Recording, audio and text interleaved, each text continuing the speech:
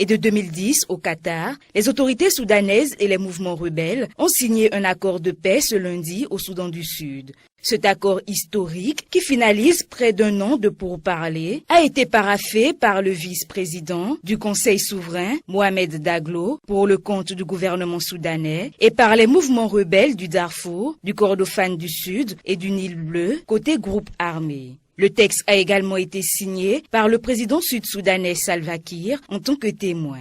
Composé de 8 protocoles, cet accord de paix est censé mettre fin à 17 années de guerre au Soudan. Une guerre qui a fait au moins 300 000 morts et 2 500 000 déplacés au Darfour et affecté environ 1 million de personnes au Kordofan du Sud et au Nil Bleu. Ces deux États du Soudan obtiennent d'ailleurs, selon l'accord, une autonomie par rapport à l'État fédéral à qui 40% des revenus locaux seront reversés. Le texte paraphé fait également état d'un prolongement de 39 mois de la période de transition à compter du 31 août 2020.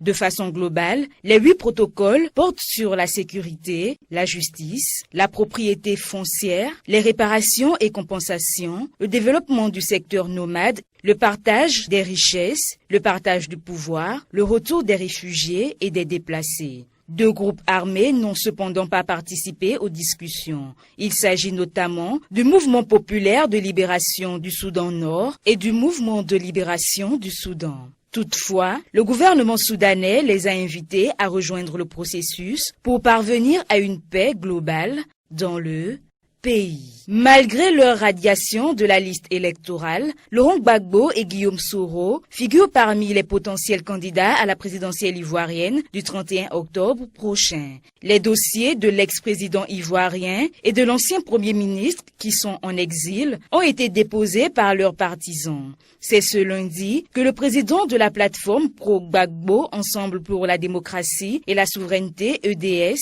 s'est rendu à la commission électorale indépendante CEI pour poser cet acte qui se veut symbolique. Pour Georges Armand Ouenien, le dépôt de candidature de Laurent Gbagbo s'inscrit dans le cadre de la réconciliation nationale pour une paix véritable.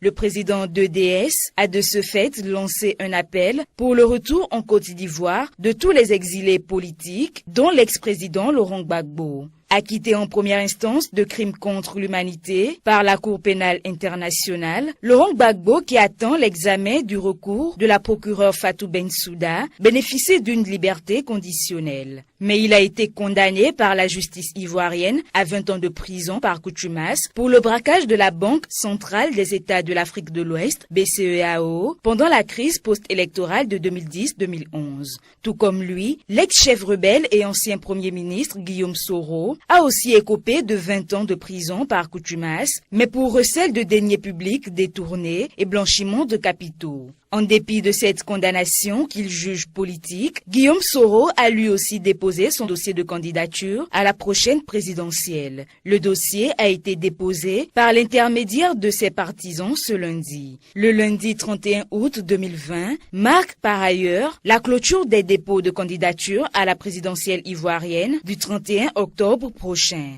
D'autres poids lourds, comme l'ex-président Henri Konan Bédié, Pascal Affi-N'Guessan et le président sortant Alassane Ouattara, sont eux aussi inscrits sur la liste qui sera transmise au Conseil constitutionnel. Ce dernier devrait statuer sur la validité de leur candidature d'ici mi-septembre.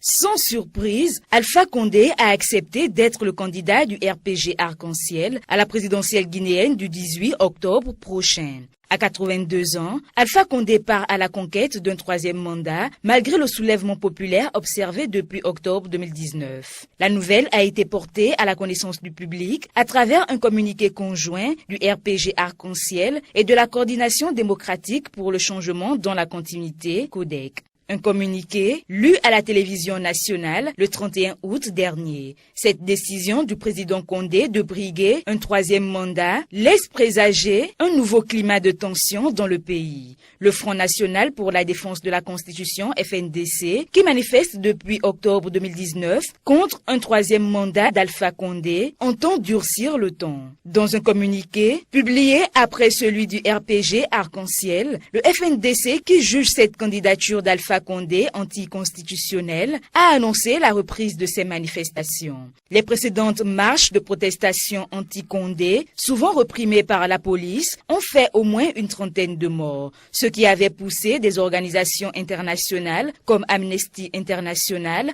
à mettre en garde les autorités guinéennes contre les violations des droits de l'homme dans le pays.